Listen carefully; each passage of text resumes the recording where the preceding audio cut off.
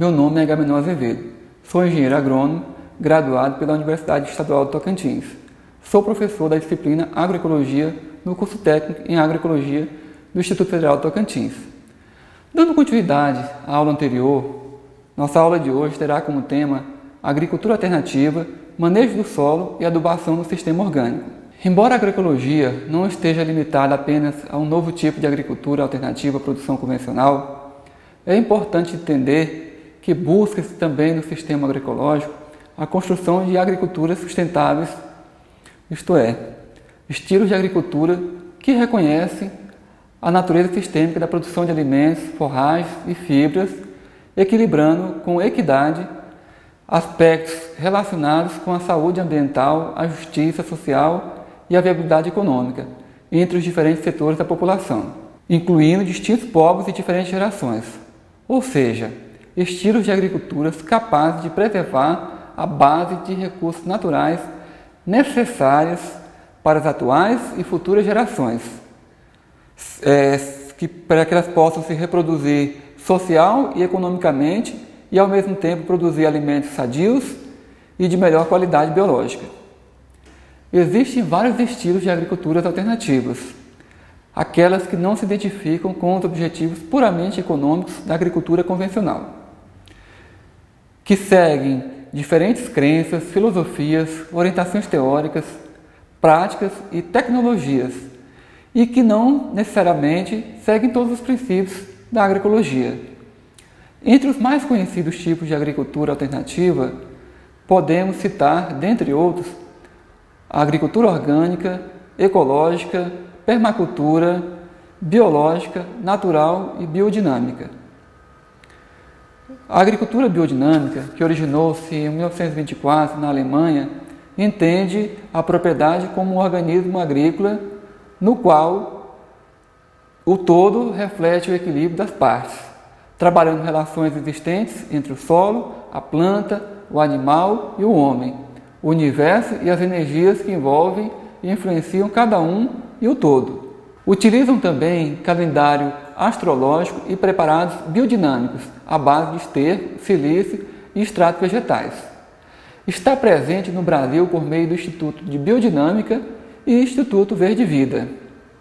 A agricultura natural, que originou-se na década de 1930 no Japão, com o movimento de caráter filosófico e religioso da Igreja Messiânica, centrado no empresário Mokichi Okada, preconiza a menor alteração possível nos ecossistemas, evitando se movimentar o solo, estimulando a reciclagem dos restos culturais e palhadas, por meio da compostagem feita à base de vegetais, sem uso de estercos animais e com utilização frequente de micro-organismos eficientes. Observa valores religiosos e filosóficos éticos. Já a agricultura orgânica originou-se em 1931 na Índia, tendo como base o sistema de compostagem com o uso de materiais vegetais e animais da propriedade, assegurando a vida biológica do solo, a ciclagem de nutrientes e assim a nutrição e sanidade das culturas. Não tem nenhum caráter filosófico e religioso. Os movimentos de produção sem agroquímicos sentiram a necessidade de criar uma organização em nível internacional, tanto para o intercâmbio de experiências, como também para estabelecer os padrões mínimos de qualidade para os produtos de todos os movimentos. Decidiu-se então utilizar o termo agricultura orgânica para designar o conjunto de todas as propostas alternativas, aplicando para todas elas normas e procedimentos de identificação e certificação da agricultura orgânica. No Brasil, existem normas e procedimentos para a produção, processamento, identificação e certificação de produtos da agricultura orgânica, que são definidos pela Instrução Normativa de número 7, do ano de 1999, do Ministério da Agricultura, e pela Lei 10.831, de 23 de 12 de 2003, do Governo Federal. Manejo do solo no sistema orgânico. É da vida que existe dentro do solo que depende toda a vida que existe sobre o solo. Ou seja, o solo é a base da produção, tanto vegetal quanto animal. É uma fantástica fábrica onde trabalham dia e noite milhões de organismos vivos. A principal fonte de energia para estes organismos é a matéria orgânica, que pode ser considerada como a alma do solo. A matéria orgânica contribui para a diversificação das espécies que existem no solo, proporcionando uma relação mais equilibrada entre as populações de cada espécie, dificultando a ocorrência de pragas ou moléstias para as plantas. A agricultura de base ecológica coloca ênfase no uso de fertilizantes obtidos através de resíduos animais, os estercos, e da adubação verde, seja de inverno, a exemplo da aveia preta, avelhaca, fava, tremoço, nabo forrageiro, ou as de verão, a exemplo da mucuna, da crotalária, dos feijões guandu, feijão de porco. Quanto à adubação mineral, a prioridade é dada para o uso de adubos minerais obtidos diretamente das rochas moídas, como os fosfatos naturais, que apesar de solubilidade lenta, garantem um efeito mais prolongado da adubação. Esses aspectos serão vistos em detalhe um pouco adiante. A importância da matéria orgânica no solo. Um dos principais indicadores da qualidade do solo é a matéria orgânica. Solos com teores satisfatórios de matéria orgânica são mais aptos para o cultivo de plantas, devido às melhores características físicas, químicas e biológicas.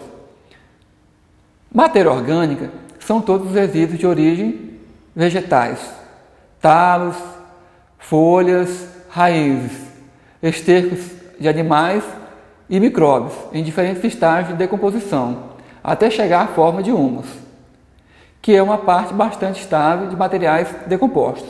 Vamos falar do efeito de matéria orgânica no solo.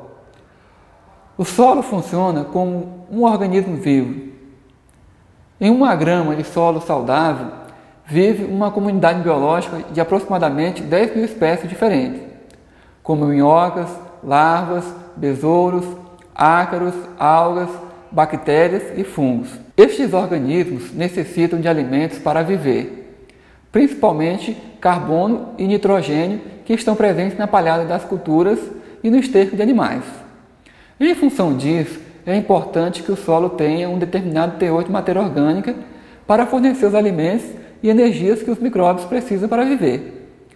Se o solo tiver bastante vida, a população microbiana, como as bactérias e os fungos benéficos, vai ajudar as plantas na absorção de bombeamento ou reciclagem de nutrientes que estão soltos no solo, tornando-se assim disponíveis para as plantas como alimentos.